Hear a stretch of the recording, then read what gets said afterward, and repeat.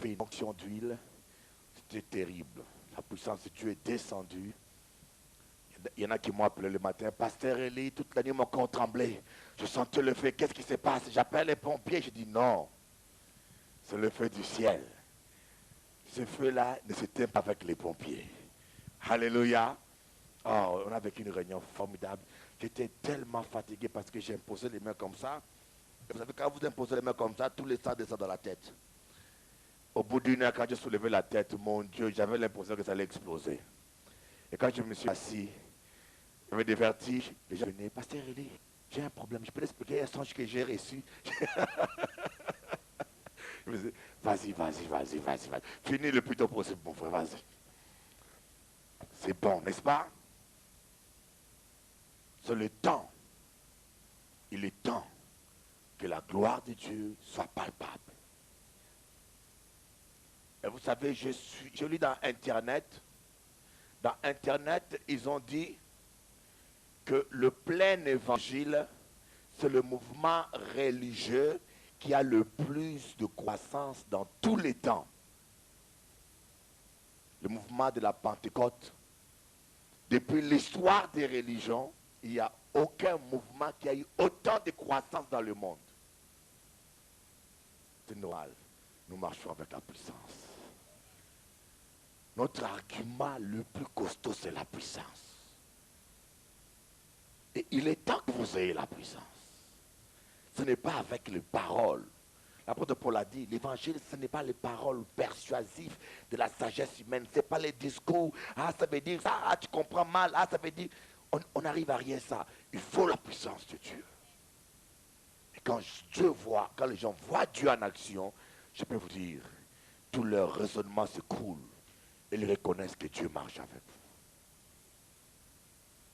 Il est temps que nous puissions rechercher cet héritage que Jésus a acquis à la croix pour nous. Jésus a acquis cet héritage à un grand prix. Il veut que nous soyons remplis du Saint-Esprit, que nous ne venons pas chercher la délivrance, mais que nous venons chercher l'onction. Nous venons à l'église comme une voiture qui va dans une station d'essence. Quand une voiture va dans une station d'essence, il ne cherche pas la réparation. Si on a des problèmes, il faut y aller à la garage. D'ailleurs, on nous a mis un garage à côté pour ça. Ça veut dire, j'ai collé un garage pour vous comprendre que mon église n'est pas un garage, le garage est à côté. Quand un chrétien va dans une station d'essence, c'est pour prendre du gasoil. Et quand un chrétien vient dans l'église, c'est pour recevoir l'onction. Une fois que tu es renouvelé, maintenant tu démarres, tu descends dans le monde pour arroser le monde avec le feu de Dieu. Que les gens du monde voient que Dieu est avec toi. Mais maintenant, l'église est devenue comme un garage.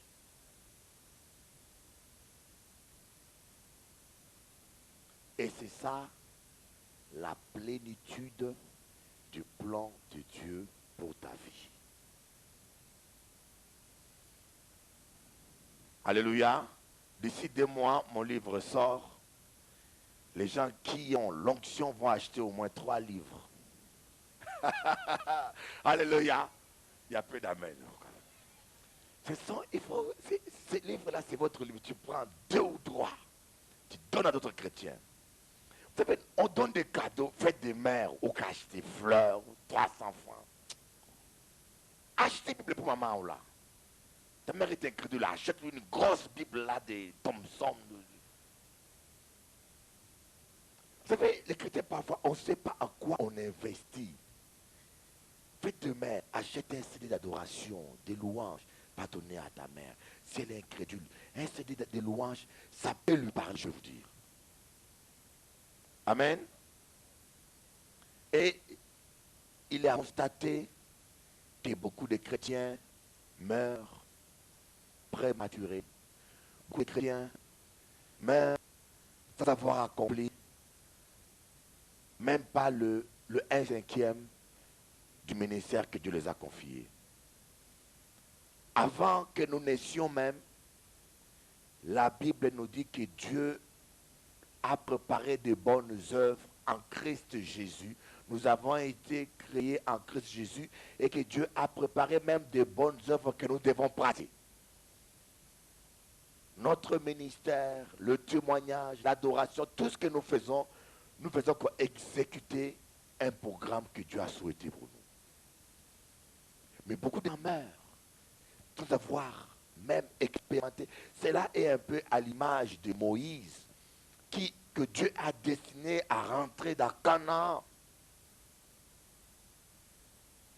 Le peuple d'Israël a été destiné à entrer dans Canaan, c'était le plan de Dieu, mais à cause du péché, à cause de l'entêtement, à cause de l'endurcissement, ils ont ralenti le dessein de Dieu à leur sujet et Moïse n'a pu que saluer Canaan de loin.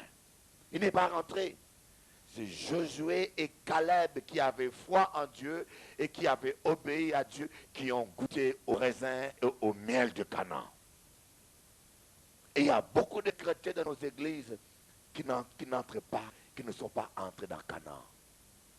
Ils attendent que le royaume des cieux c'est la joie, mais n'ont jamais goûté au miel de la joie du royaume. Ils entendent que le Dieu Jésus-Christ donne la paix, mais ils vivent tous les jours angoissés. Ils ne sont pas entrés dans la dimension que Dieu voulait qu'ils puissent entrer parce que nous cédons toujours au péché, à l'entêtement, à l'endurcissement et nous sommes rebelles au Saint-Esprit et nous sommes surtout rebelles au Saint-Esprit quand il s'agit de l'adoration et de la prière.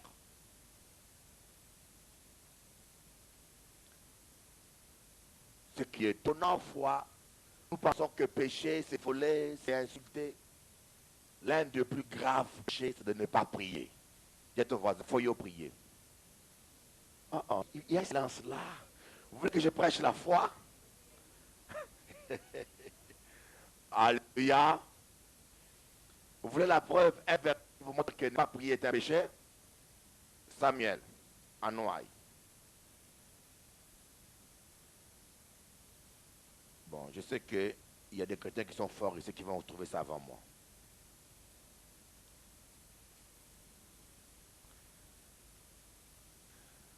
Il y a un seul.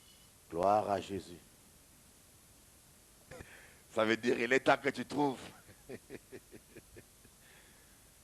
Bon, nous allons voir ce passage où on a refusé le peuple d'Israël voulait un roi. Hein? J'ai dit Samuel. On a dit Samuel. On te croit par amour.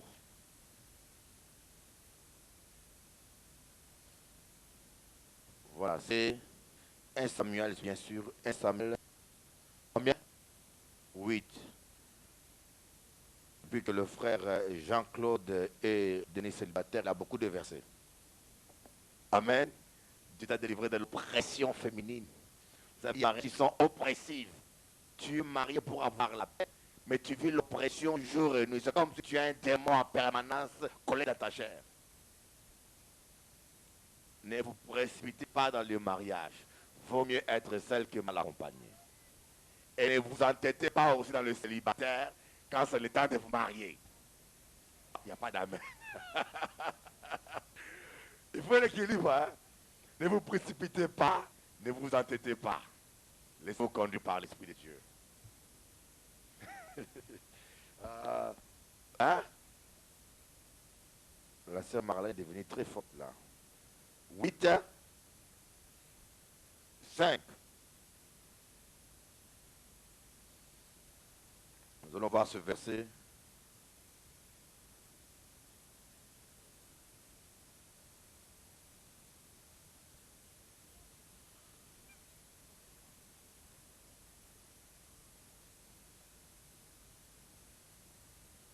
Non, il y a un...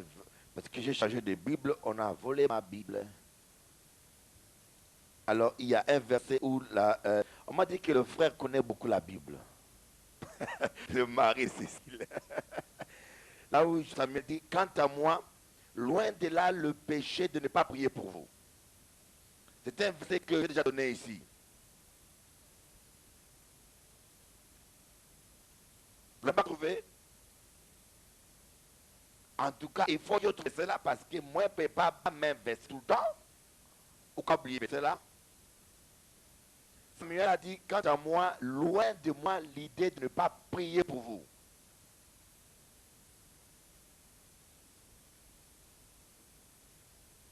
Ah, Samuel 12, verset 21, voilà. 23. Voilà, qui peut me lire ça? Massa Jennifer, lis-moi ça, verset 23. La dirigeante. Samuel chapitre 12, verset 23. Loin de moi aussi de pécher contre l'Éternel, de cesser de prier pour vous. Je vous enseignerai le bon et le droit chemin. Amen. Loin de moi l'idée de pécher contre l'Éternel, de cesser de prier pour vous. Lorsque tu n'intercèdes pas, tu pêches. Alléluia. Nous sommes appelés à intercéder.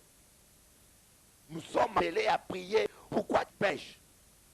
Parce que chaque fois que quelqu'un tombe péché, lorsqu'il y a l'intercession, lorsqu'on intercède, c'est comme si on intercepte. Intercéder, c'est intercepter les flèches de l'ennemi. Quand l'ennemi lance une flèche contre quelqu'un, tu es là, Dieu te le révèle, et trappe la flèche, tu l'arraches, et la personne est sauvée parce que toi tu as intercédé. Et si Dieu l'a intercédé pour quelqu'un, tu n'interceptes pas la flèche de l'intercession, la flèche va atteindre la personne, et toi, tu seras complice de la mort de la personne. C'est une grande responsabilité pour nous, enfants de Dieu, que nous sommes des intercesseurs. Nous ne venons pas seulement pour demander le pain à Dieu. Nous ne venons pas seulement chercher une solution pour notre vie. Nous ne venons pas seulement pour chercher un être personnel, mais nous venons pour accomplir notre mission. Nous avons un ministère que Dieu nous a réservé, que nous devons accomplir. Et ce ministère, c'est l'intercession. Alléluia.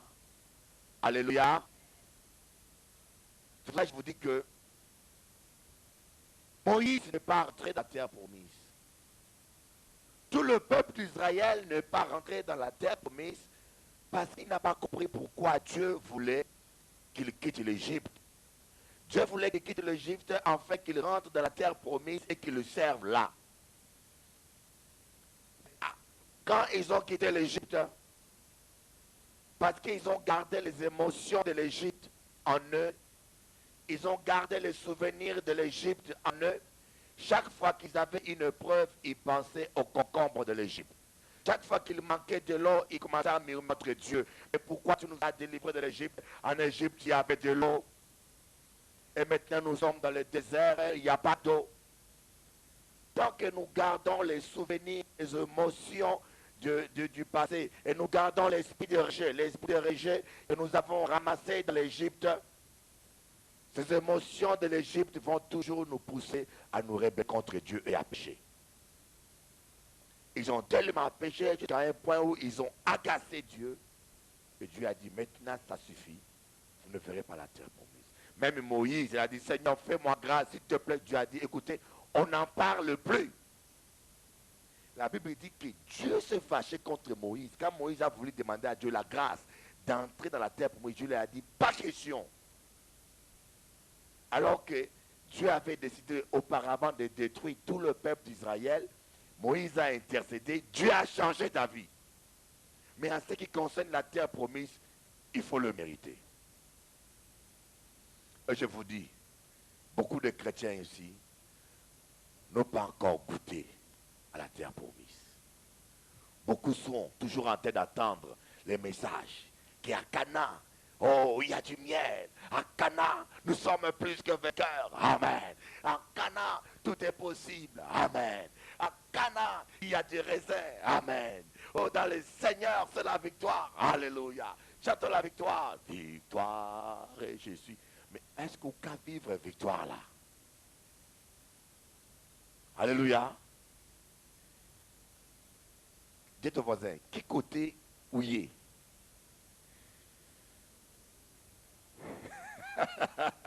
Alléluia. C'est du bon créole, hein? Hein? Oui. Es-tu à Cana ou es-tu dans le désert encore? Il est temps que tu rentres à Canaan.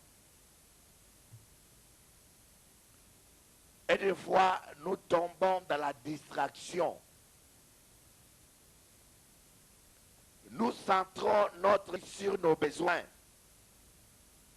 Nous centrons nos prières sur notre situation. C'est ce qu'on appelle la distraction. Nous passons tout le temps à prier. Oh Seigneur, je bloque le chemin du huissier. Je bloque encore. Je lis le huissier.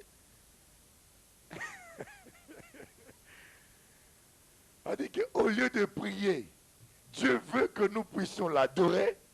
Tu n'adores plus Dieu. Tu t'occupes du huissier tout le matin, tout le soir. Ou c'est ton mari.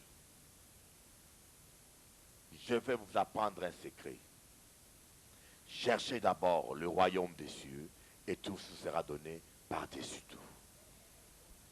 Cherchez d'abord le royaume des cieux et sa justice et tout vous sera donné par-dessus tout. Ne cherchez pas la résolution de vos factures, d'abord le royaume des cieux. Et c'est quoi chercher d'abord le royaume des cieux? Chercher d'abord le royaume des cieux, c'est chercher d'abord l'intérêt de Dieu. Et l'intérêt de Dieu, Dieu veut que tu sois un adorateur. Dieu veut que tu puisses l'adorer. Il est temps que tu deviennes un adorateur.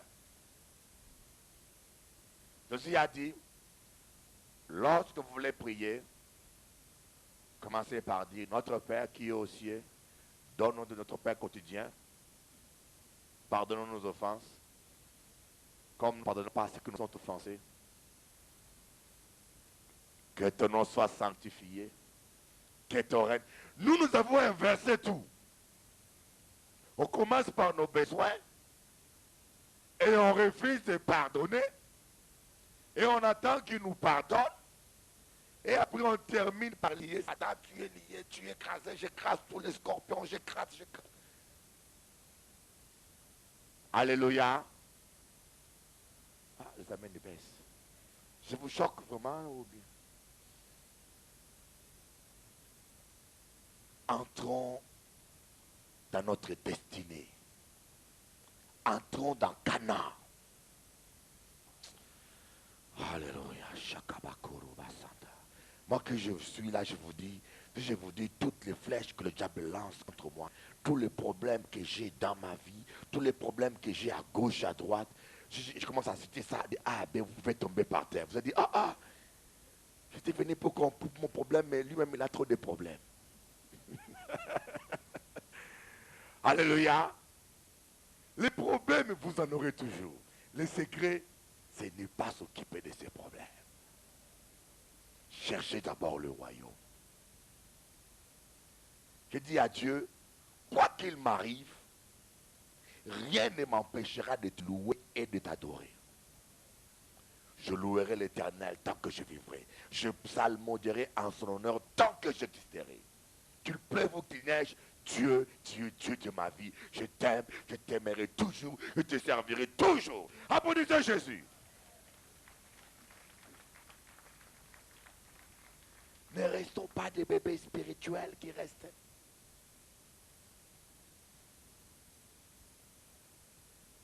Ouvrons nos Bibles dans Zacharie, chapitre 14, verset 17. Zacharie 14, verset 17. Vous allez voir ce que Dieu dit.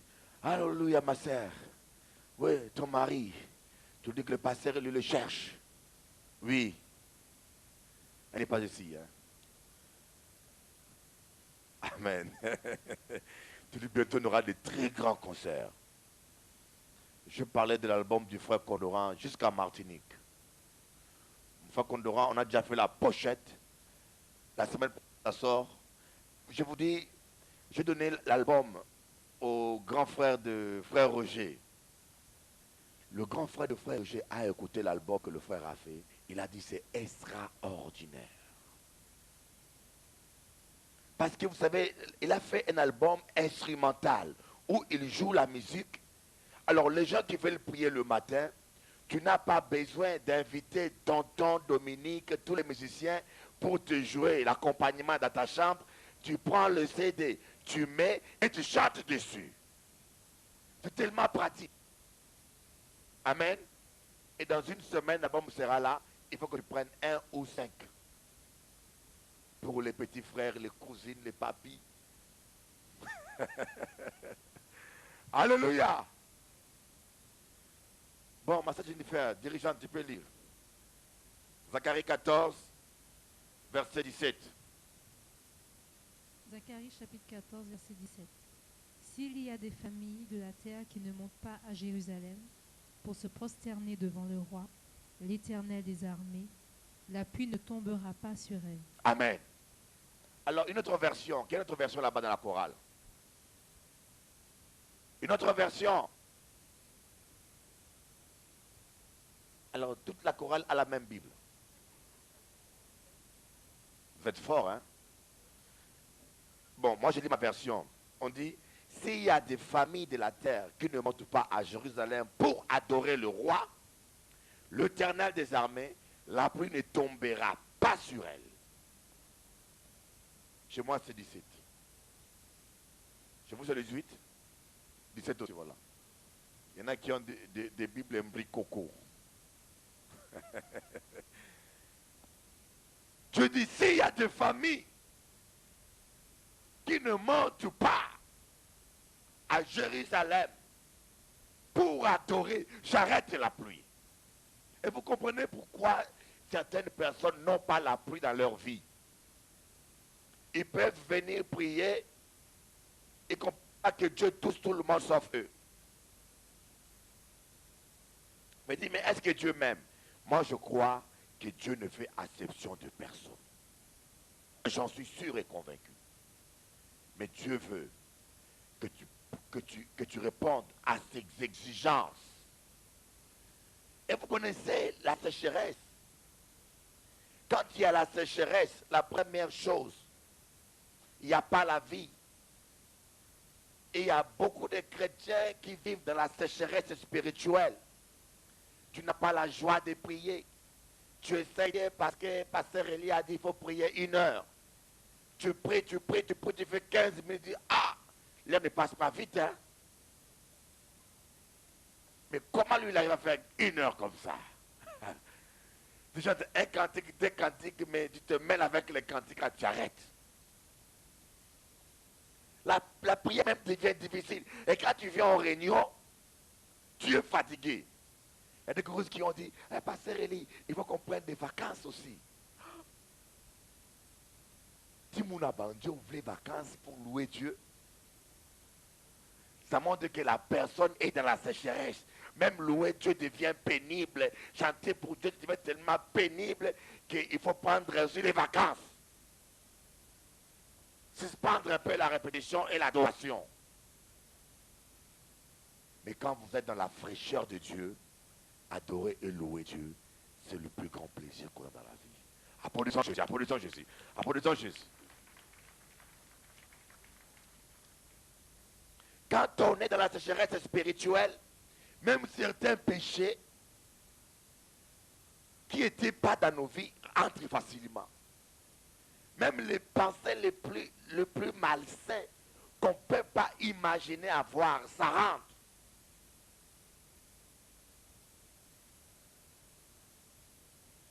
Ici, Dieu parle de millénium. Le millénium, c'est la période de 1000 ans de règne de Jésus-Christ sur terre. Et pendant ces 1000 ans, toutes les familles de la terre iront adorer Dieu à Jérusalem. Toutes les nations.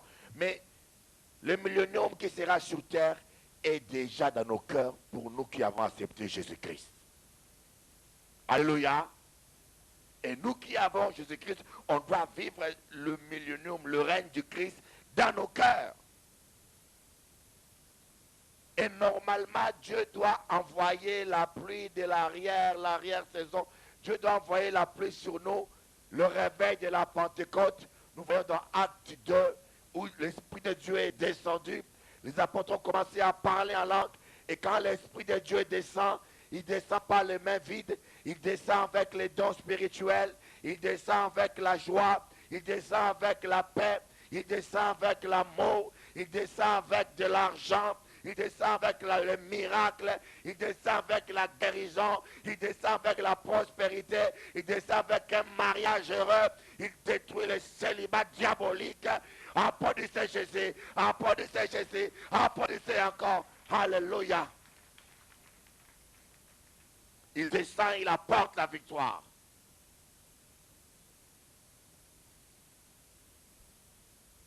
Mais ils disent, ils versent la pluie.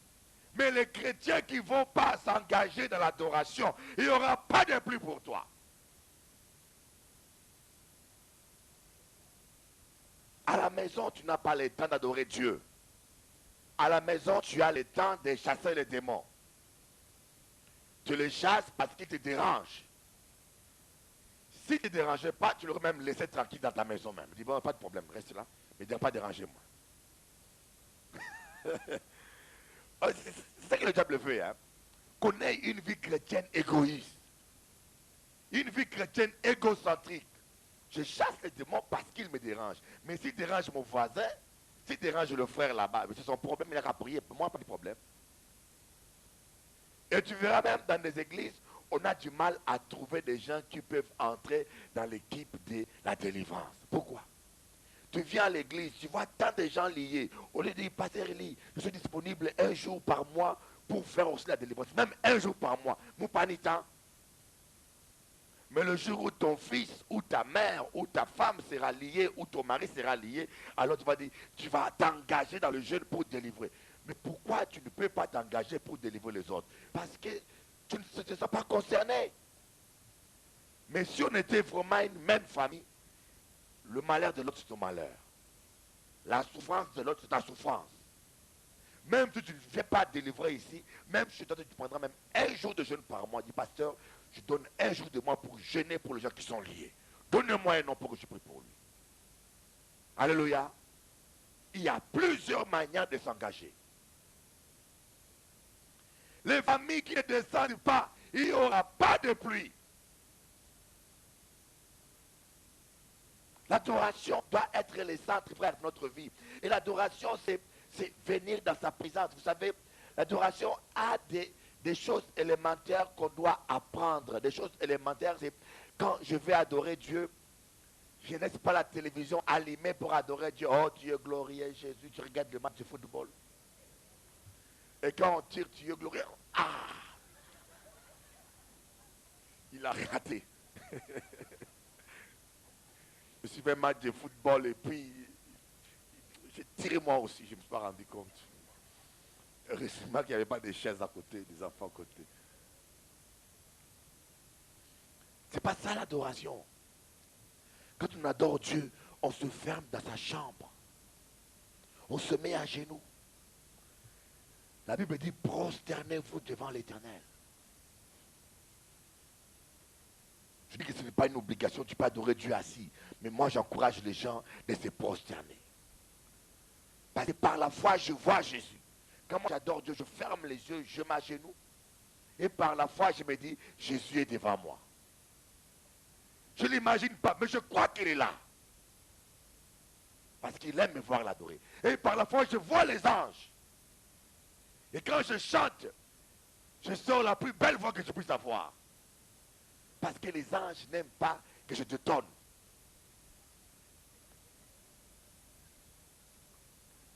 Et on va détonner, on va chasser tous les anges là. Quand nous adorons, il faut qu'on prenne conscience que Dieu est là.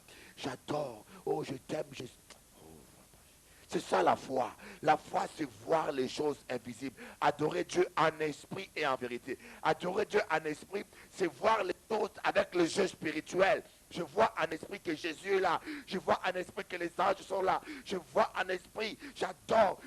Et ton adoration a une piété, j'appelle. Une prof dévotion. Ce n'est pas adorer, tu es au lit et la chemise torse ni. Oh Dieu, gloire. Moi, il m'arrive aussi d'adorer. Je ne suis pas contre. Hein. Ça m'arrive aussi d'adorer, même dans mon lit. Je dors, j'adore Dieu. Je ne suis pas contre. Mais il faut avoir des moments où tu te prosternes devant Dieu, tu l'adores. Tu le bénis, tu dis combien tu l'aimes.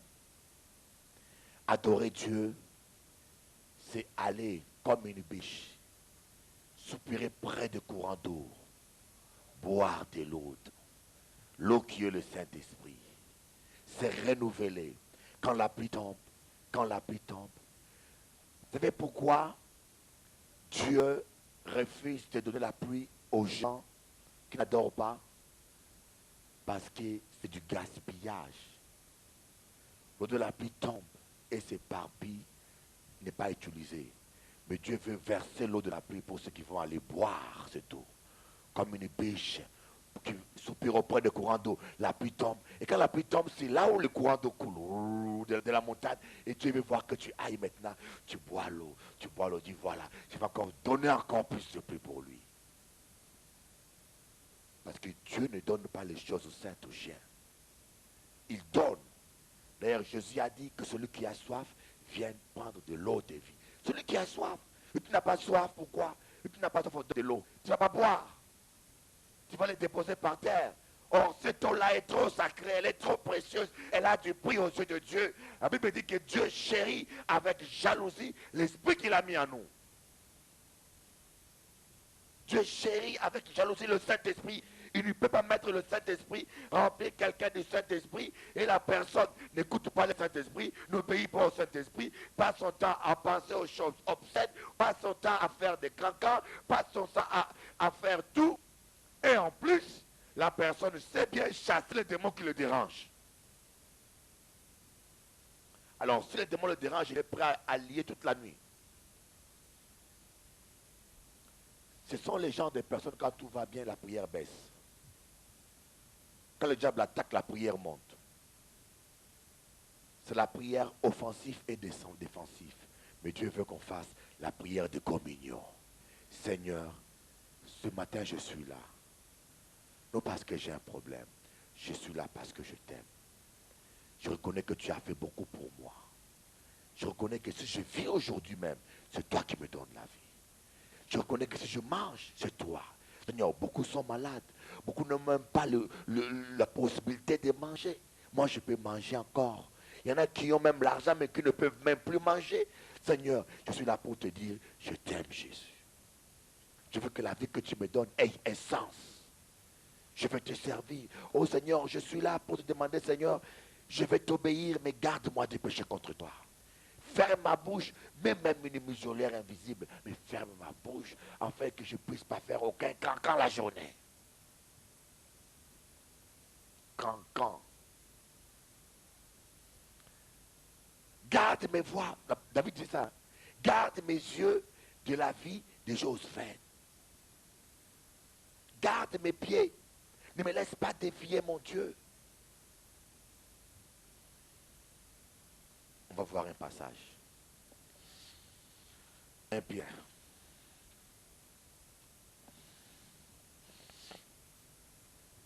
Oh Dieu.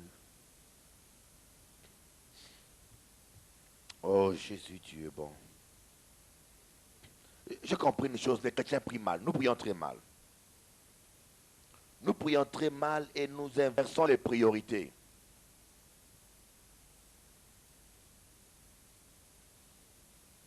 Nous allons voir dans 1 Pierre ce passage.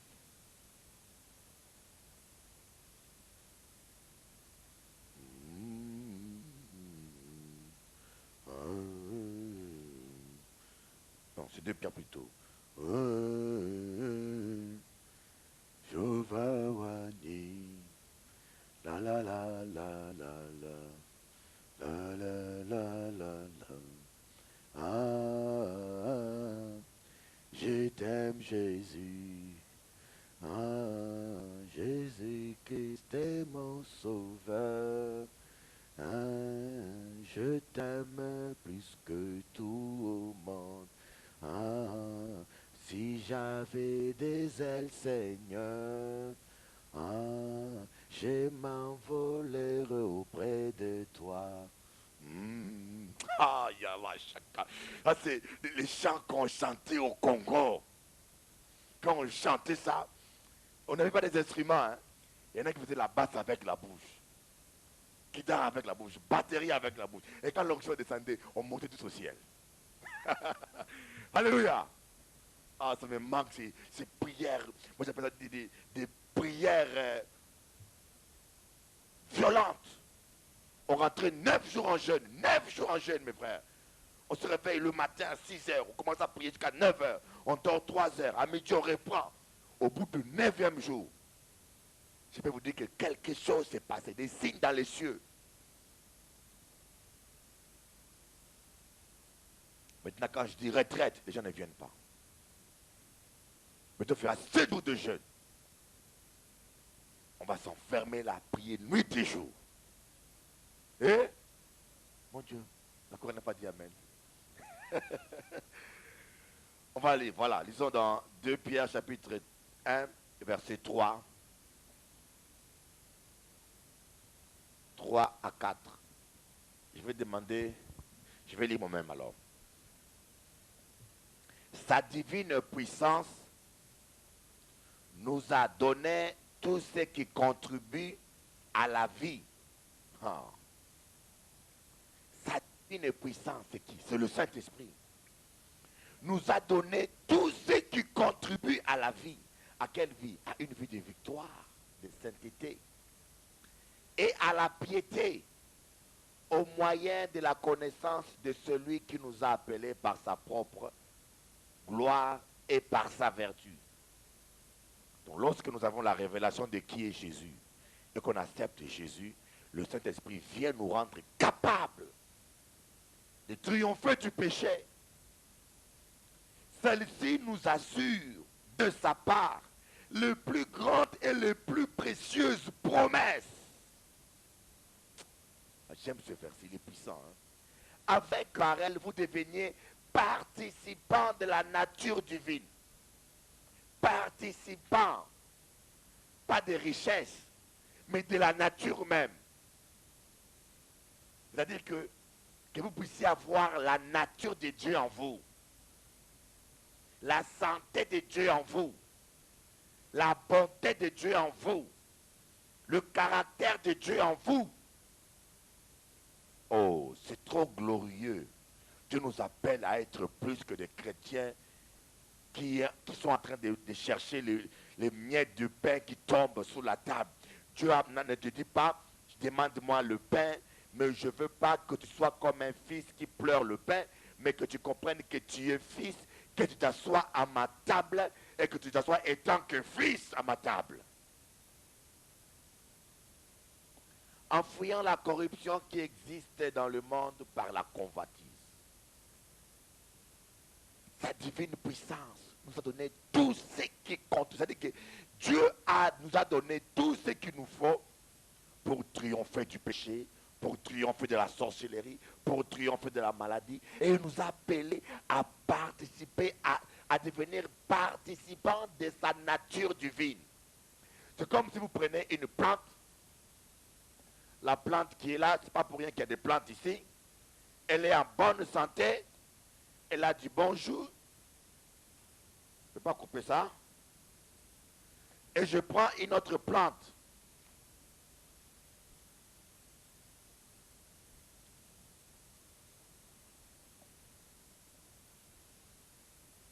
Je m'excuse pour ma soeur Maïeva. Voilà. La plante qui est là a la santé. Et je prends une autre plante que tu es. Je greffe ça. Je greffe, hein. La greffe. Greffe. Bon, je fais la greffe. Participant de la nature. Ça, c'est la santé de Dieu. Donc, cette plante maintenant, elle est attachée à celle-là. Elle aura la santé de celle-là. Elle aura le jus de celle-là. Elle n'a pas besoin de racines parce que ces racines de la grande plante, quand la greffe est parfaite, tout ce qu'elle a là aussi. Donc, la plante devient participant de la nature de l'autre plante. C'est ça être chrétien, mes frères. Alors, dis-moi que tu es chrétien et tu es faible. Ce n'est pas normal. Ça veut dire que Dieu est faible. Tu es chrétien, tu es fauché. Ce n'est pas normal. Dieu n'est pas fauché.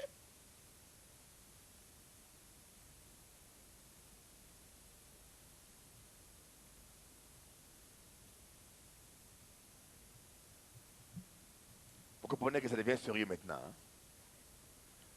Ça devient très sérieux. Et Dieu nous a appelés à être comme lui. Alléluia. Tout doit réussir en toi. Ta vie doit réussir. Moi, je crois à cela. Je crois à la parole de Dieu. Et je l'expérimente. Et je m'attends à des grandes choses. Je m'attends à des grandes choses. Même si les factures tombent, je rigole. Je dis, oh, il est Seigneur. Il est le Seigneur des factures. Il a vaincu le facture à la croix de Golgotha. Alléluia. Alléluia. Applaudissez Jésus, applaudissez, applaudissez, il est digne d'être loué, il est digne d'être adoré, il est digne. Parce que ce qu'il a fait est très grand. Des fois, vous savez, on ne peut pas tout comprendre. Hein. Parfois, on voit chrétiens vivre des maladies, des situations même qui ne doivent pas arriver aux chrétiens.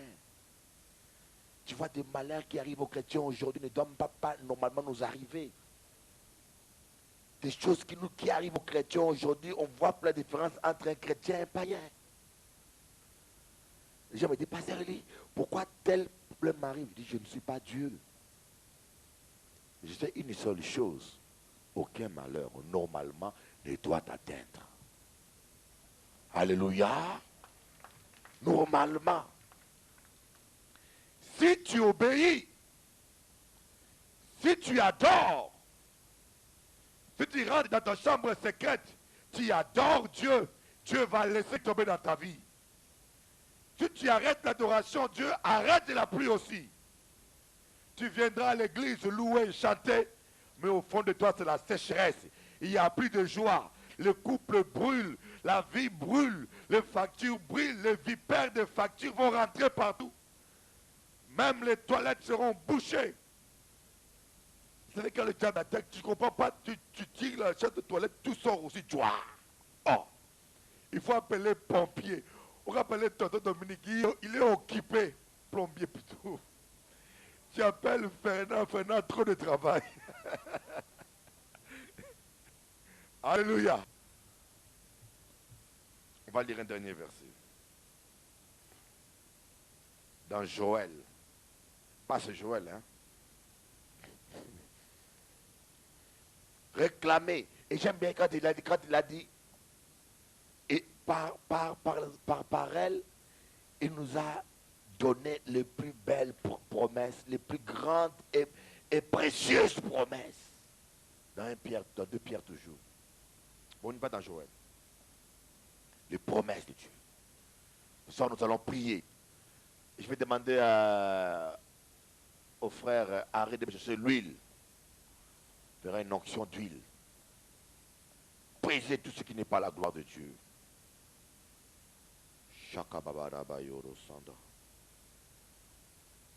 Oh, hier soir, on a fait une onction d'huile, c'est tellement puissant. Il y a eu des guérisons extraordinaires en Martinique. Je dis, Seigneur, il faut appliquer mes habitants en Guadeloupe. Parce qu'il y en a, ça fait longtemps qu'ils n'ont pas eu d'huile. Joël, chapitre 2, verset 23 au verset 24.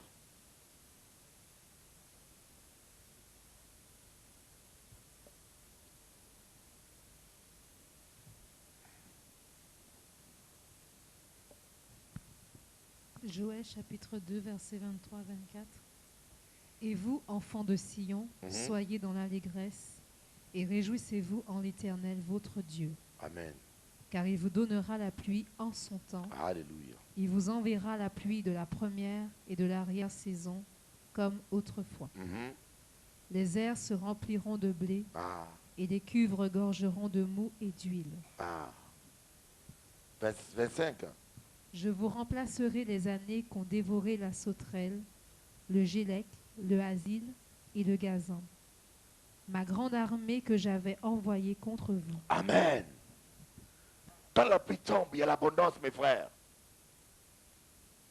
Et moi, je ne peux pas comprendre qu'il y ait des hommes de Dieu qui sont contre l'abondance. Je ne comprends pas. Je dis, mais où pouvons-nous trouver au moins qu'on invente une autre Bible?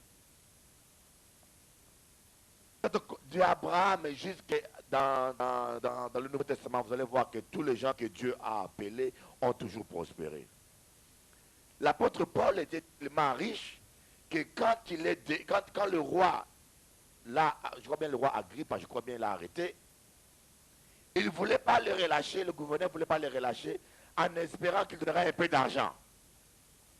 Il l'aurait invité et l'apôtre Paul le prêchait, mais il pensait que l'apôtre Paul va donner l'argent pour le libérer. Et l'apôtre Paul a fait appel à César.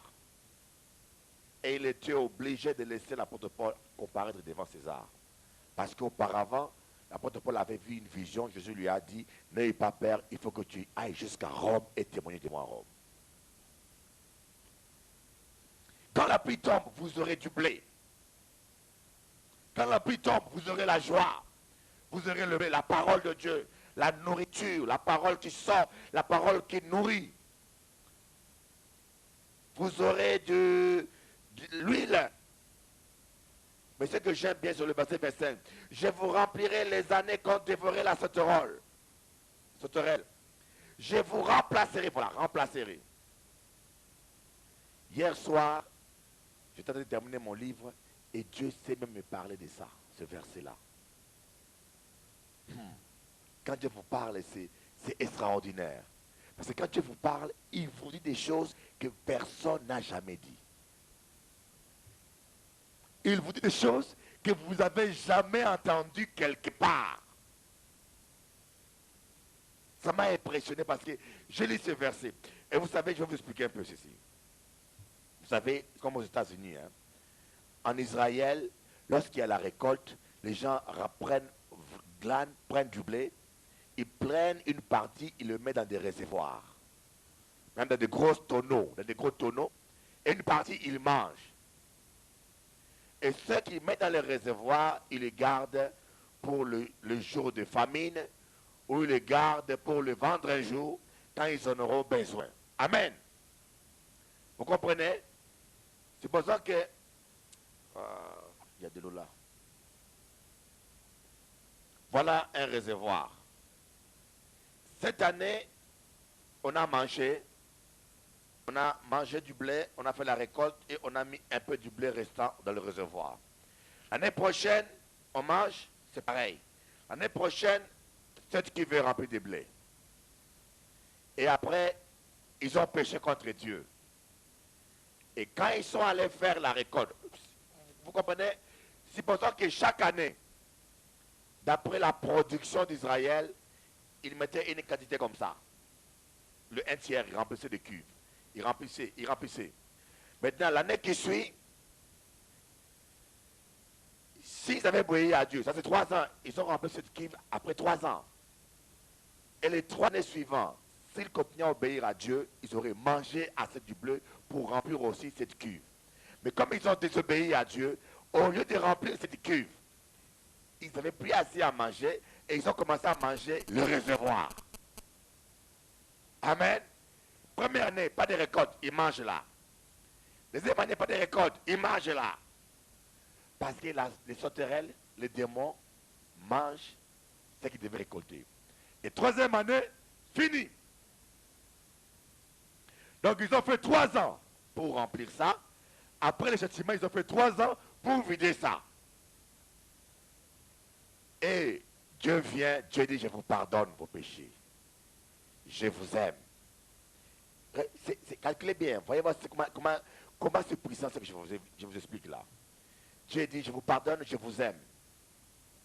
Maintenant, je bénis votre terre. Vous allez récolter comme le jour d'autrefois. Mais si Dieu donne la même grâce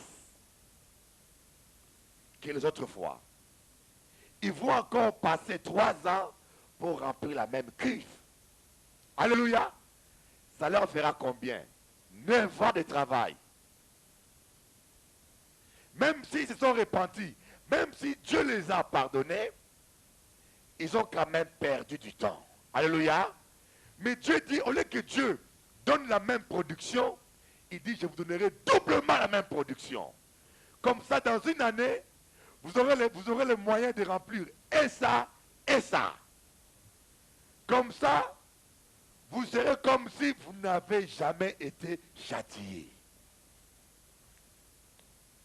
Est-ce que vous comprenez ce que je vais expliquer? Je vais expliquer une deuxième chose. Viens un peu, viens mon frère. Bon, lui, il est en moto.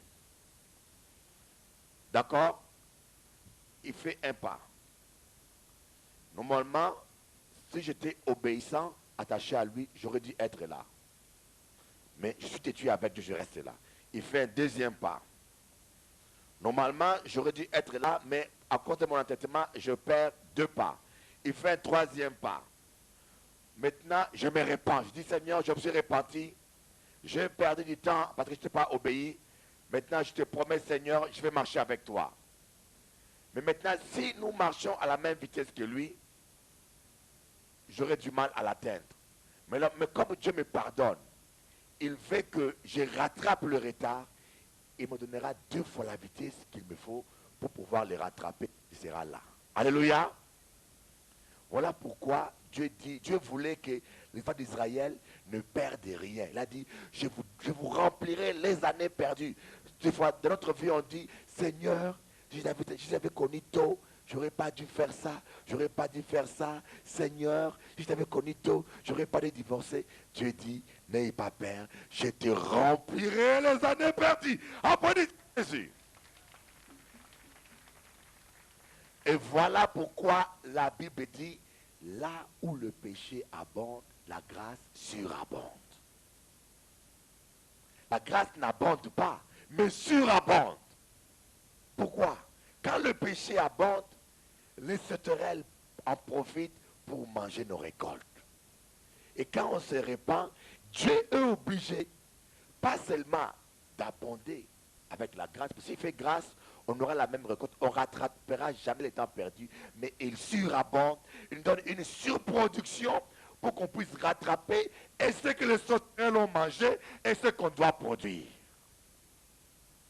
Avant, je n'avais jamais compris pourquoi ce que la Bible disait, là où la grâce abonde, le péché surabonde. Mais là où le péché abonde, la grâce surabonde. Avant, je ne comprenais pas ça. Mais en voyant cette image-là, j'ai compris pourquoi est-ce que Dieu, dans sa sagesse, dans sa profondeur, a voulu que la grâce puisse surabonder pour que, après la repentance, que nous soyons comme si nous n'avons jamais péché. Applaudissons Jésus-Christ pour sa grâce. Alléluia. Alors, il est temps que tu puisses devenir un adorateur. On va seulement dire, Seigneur, maintenant je suis un adorateur. Ah, je suis content, le trio est là. Le trio d'attaque, numéro 9, numéro 7 et le numéro 10. L'attaquant de pointe. Alléluia. Nous t'adorons, Jésus, nous t'aimons. Seigneur, notre Dieu. C'est quel numéro? C'est quel numéro? Mais les gens qui ont le livre de cantiques n'ont pas connaître le numéro. Et puis j'aimerais dire une chose. Comprenez quelque chose, mes frères? 103. 103. 103. Comprenez? Même les offrandes et les dîmes, c'est une manière d'adorer Dieu. Mais cette fois-ci, en vérité. J'ai parlé en esprit. Mais maintenant, en vérité, c'est quoi? Quand on dit, Seigneur, je t'aime plus que tout, tu le dis en parole, mais en vérité, il faut que tu prouves à Dieu que je t'aime plus que le Dieu de ce monde qui est l'argent. Alléluia. Et les gens qui ne savent pas donner leur dîme à Dieu, une chose est sûre, c'est qu'ils aiment Dieu plus que plein de choses, sauf plus que maman. Alléluia. Et il faut aimer Dieu plus que tout. Seigneur, Notre Dieu, tu es glorieux. Nous t'adorons Et nous t'aimons. 103. que ton règne s'établisse sur la terre. Oh, que tes œuvres proclament ta grandeur. Nous te bénissons, Dieu tout-puissant. La la la la. Tu es vivant et tu reviens. Nous te bénissons, Dieu tout-puissant. La la la la. Ton règne est éternel. Nous te bénissons, Dieu tout-puissant. Aïe aïe aïe aïe Tu aïe. es vivant et tu reviens. Reviens. Nous te Bénissons, bénissons. Dieu tout-puissant. La la la. Ton règne est éternel. Seigneur notre Dieu, Tu es glorieux. tu es glorieux. Nous t'adorons et nous t'aimons. Oh, oh, oh. Que ton règne s'établisse sur la terre. Que tes œuvres proclament ta grandeur. Oh, nous te bénissons, Dieu tout-puissant. la la la la la la. Vivant Et tu reviens. Oh, oh, tout-puissant. ton règne est éternel. Oh, nous te bénissons, nous te bénissons, nous te bénissons. Yeah. La la la la. Tu es vivant et tu reviens. Oh, oh, tout-puissant. oh, oh. Ton règne est éternel. Nous te bénissons, nous te bénissons. Yeah, yeah, yeah, yeah. Oh, oh, oh. La, la, la, la, la. Ah, ah. Oh, oh, oh, oh, oh, oh, oh, oh, oh, oh. Tout-puissant. Aïe, aïe. Ton règne est éternel. Nous te bénissons. Tout-puissant. La, la, la, la, la, la, la. Vivant et tu reviens.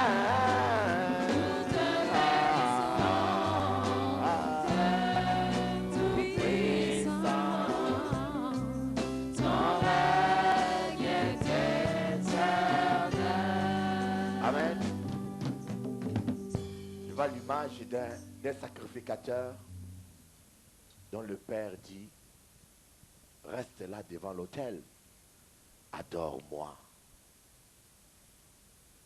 Je t'aime, mon enfant, je veux que tu puisses m'adorer devant l'autel. Ma parole est là, adore. Tu dis, papa, je vais t'adorer, maintenant une minute, j'ai une facture à régler. Tu dis, non, ce n'est pas ta place là. Tu peux m'aider pour la facture? Laisse la facture, mon enfant. Viens m'adorer là, viens, viens, viens. Tu dis, mais Seigneur, attends, il y a mon mari qui m'a été là, je vais un peu m'expliquer avec lui. Mon enfant, viens m'adorer, cherche-moi en premier. Mais Seigneur, non, je veux que tu résous mon problème avec mon couple. Mais non, viens à mes pieds. Reste là. Je mettrai l'onction sur toi. Une fois que tu auras accès d'onction, quand tu vas regarder la facture va se disparaître. Quand tu auras accès d'onction, quand tu vas tourner vers ton mari, tous ces démons vont prendre la fuite. Quand tu vas regarder l'enfant, il deviendra soumis. Avant tout, viens à mes pieds. Laisse-moi te ressourcer. Laisse-moi te remplir. Laisse-moi te renouveler. Je veux que tu sois d'abord fort, que tu deviennes fort, que tu deviennes d'abord fort.